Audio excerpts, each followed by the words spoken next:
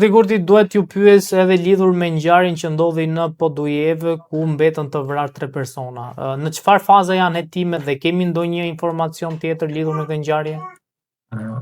Për momentin nuk është se kemi ndonjë informacion të re të fundit përpost të një interviste të dhënë jo për gazetën tonë, por për një media tjetër, Daja i të Ndjerit, por është me të vërtetë një situatë e trupullt për tu hetuar dhe për tu zbuluar sepse kanë dalë shumë zëra, disa thonë që ato kanë qenë në lidhje për 4 vjetësh, disa thonë që kanë qenë i Ndjeri ka qenë i martuar dhe ka pasur fëmijë, kurse familjarët e tij, siç thuhet nga Daja, i tij thuhet që nuk ka qenë as i martuar dhe as nuk ka pasur fëmijë asnjëherë. Ka pasur vetëm një njohje me Dorasën, tani me të Ndjeren, që ka ajo Ardita Gashi që ishte rreth 31 vjeçe, por ne nuk kemi as informacione nga policia dhe nga prokuroria, kemi për të përpiqur në ditët në vijim që të marrim se ku ka shkuar, por besoj që e gjitha skema do të zbardhet pas ekzaminimit të të celularëve që janë gjetur në trupat e viktimave. Daja çfarë ka thënë konkretisht lidhur me ngjarjen? Sipas informacioneve që kemi dëgjuar në një media, pas ka thënë që domethënë një piti i Ndjeri nuk ka se ka pasur një lidhje të gjatë dashurie me Dorasën, ka pasur vetëm një njohje dhe kanë dalë vetëm 2 herë për të pi kafe dhe ka qenë në kërkim të nusës. Por thuhet që nuk ka qenë e vërtetë që kanë qenë në lidhje ose që ai ka qenë i martuar dhe ka pasur fëmijë. Sigurti besoni që me hapjen e telefonave mund të zbardhen edhe motivet e kësaj ngjarje kaq të rëndë? Po mendoj që do t'i ndihmonte shumë prokurorisë për zbardhjen e rrethanave të vrasjes. Tani ne nuk kemi çfarë të presim tjetër sepse 3 personat që mund të kishin quar drejt kësaj zbardhje janë të vdekur, gruaja e Axhës së asaj Dorasës, Dorasja dhe i Ndjeri 46 vjeçari. Por vetmja pistë që mund të çojë në zbardhje është ekzaminimi i celularëve dhe besoj që prokuroria i ka konfiskuar ato vendin e ngjarjes dhe mbetet sepse normale çështja nuk mund të bëhet për një ditë, do kohë që celularët e hapin nga kibernetika që është forenzika e policisë dhe pastaj mendoj që prokuroria do të delë me një përfundim lidhur me këtë çështje. Po sa i përket viktimës tjetër, pra nusjes së Axhës, kemi të dhëna se në rrethana ka ndodhur dhe ka qenë aksidentale apo ka qenë ndonjë, po themi, keq kuptim, ka qenë ndonjë plan i Ardita Gashit për ta vrarë dhe nusën e Axhës apo si ka ndodhur ngjarja? Në bazë të informacioneve që ne posedojmë, vrasja e gruas së Axhës ka qenë aksidentale dhe thuhet që në momentin që janë dëgjuar të shtënat, gruaja e Axhës ka dalë në opor për të shikuar se çfarë ka ndodhur dhe më pastaj në afekt Liridona ka goditur dhe gruan e Axhës, të cila pas plagëve të marra ka ndëruar jetë në qendrin klinik universitar në Prishtinë. Nuk ka pasur të bëjë me Dorasën ndonjë gjë ose një lidhje me ish të dashurin ose personin që ka pasur njohje Ardita Gashi. A besoni që mund të ishte shmangur kjo ngjarje? Tani raste të tilla gjithmonë bëj thirrje që duhet të shmangur, bëj thirrje që të mos përdoren armë sepse nuk është mirë të marrësh një jetë të njerëzve sepse të gjithë kanë një jetë për të jetuar, por unë mendoj se në qoftë se do të ishte bërë me publik ose do të ishte angazhuar policia, do të parandaloj, por besoj që nuk ka pasur kohë për të raportuar policinë dhe çdo gjë ka qenë në spontanitet për të Ndjerin tani më, sepse ne nuk mund ta dimë Dorasja ka pasur në plan gjatë gjithë ditës që ta vrasë apo i ka ardhur në moment kur ka shkuar ai për t'u sqaruar. Kto ne nuk i dim, mund të tregoj dikush nga dëshmitarët ose familjarët e tyre, por ato kanë zgjedhur që të heqtin dhe nuk kanë qenë fare bashkëpunues me mediat këtu, i kanë refuzuar kur kanë shkuar ke shtëpitë e tyre për të intervistuar dhe u kanë ngërcënuar duke thënë largoni nga këtu se u thyejmë kamerat.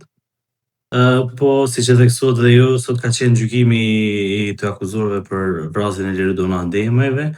Ademajt, njëri ndër të akuzuarit është edhe ish bashkëshorti i saj Tani Naim Murseli, njëri ndër të akuzuarit kryesor për vrasjen e Liridona Ademajt, por njëri nga dëshmitarët sot Granit Plava i ka dhënë një dëshmi paksa trondice për trupin gjykues dhe për rrethojën e gjykimit, sepse i njëjti sot ka deklaruar disa informacione të reja që Naim Murseli kishte premtuar një shumë prej 250.000 euro pas përfundimit të vrasjes dhe një pagë mujore për 1.500 euro për ta mbajtur afër vetes dhe Granit Plagën tani me vrasësin e Liridona Ademajt. Pra, si që duket, kjo skem e mirë menduar kriminale ka qenë e përgatitur më heret nga ish burri i Liridona Ademajt, Naim Murseli. Dhe procesi gjyqësor është duke shkuar drejt përfundimit dhe siç po shihet, pra nuk do të kenë asnjë masë lehtësuese në këto rrethana, sepse procesi çdo ditë më tepër po nxjerr në pas të vërtetën lidhur me vrasjen e Liridona Ademajt. Zoti Kurti, a ka pasur familjar të Liridona Ademajt në gjyq dhe si kanë reaguar ata? Po, ka qenë familjari i saj, vllai i të ndjerës Liridona Ademajt, i njëjti pas publikimit të momentit të vrasjes së motrës së tij të ndjerë, ka bërë një lutje për mediat që të mos e publikojnë pamjet të cilat janë shfaqur në ekranin e televizionit brenda sallës së gjyqit, ku po gjykohen Naim Murseli dhe 2 të tjerë të akuzuar për vrasjen e Liridona Ademajt. Ata kanë besim në drejtësi dhe kërkojnë dënimin maksimal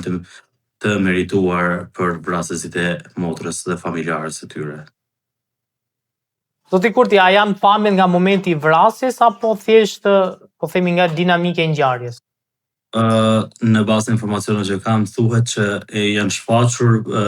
pamjet të vrasjes, por unë nuk kam arritur të shoh ato pamje. Kolegu im gazetari im ka qenë atje, por ne për të respektuar për hir të vërtetës fjalën e vëllait të ndjerës nuk kemi transmetuar asnjë pamje çfarëdo që është shfaqur atje. Ndërkohë nga ana tjetër ka pas dhe një lidhje me Behçet Pacollin, duke bërë, po themi, një lloj dienie që mund të ketë pasur ai lidhur me ngjarjen. Sa e vërtetë është kjo? Sot është përmendur në gjykim në pjesën e dëshmisë nga i akuzuari Granit Plava dhe Behçet Pacolli, pra afaristi i njohur dhe ish politikani dhe ish udhëheci i partisë AKR, Aleanca Kosova e Re, por ne nuk dim dhe nuk kemi informacion, kjo mbetet të jetë pjesë e prokurorisë dhe policisë për të hetuar se a ka të bëjnë në këtë përfshirje zotëri Pacolli apo jo. Vetëm se sot kemi parë që sipas Naim Murseli që i kishte thënë Granit Plavës që për këtë çështje është në dieni dhe Behçet Pacolli. Gjithsesi, në dëshmi thuhet se ka qenë në dieni edhe Valon Luka, madje paratë e varrimit i ka marrë nga ai. Po, unë unë sot e kam dëgjuar për herë të parë këtë pjesë dhe Naim Murseli kishte theksuar që 1.800 euro për pjesë për varrim ja ka dhënë Valon Luka. Por unë së pari mendoj që Naimi ka nevojë për të bërë një ekzaminim prap psikologjik, sepse me sa kam arritur unë të kuptoj dhe të analizoj situatën e tij, ai ka qenë i fiksuar pas famës, për të pasur famë, dhe kemi parë në momentin që është arrestuar ai, fotografi që janë publikuara me Rita Oren, dhe të gjitha këto mundësi ka shfrytzuar në hotelin e afaristit Behçet Pacolli në Swiss Diamond, duke u thirrur në emrin e tij se është këshilltari i Behçet Pacollit, apo këtë diun. Pra, mendoj që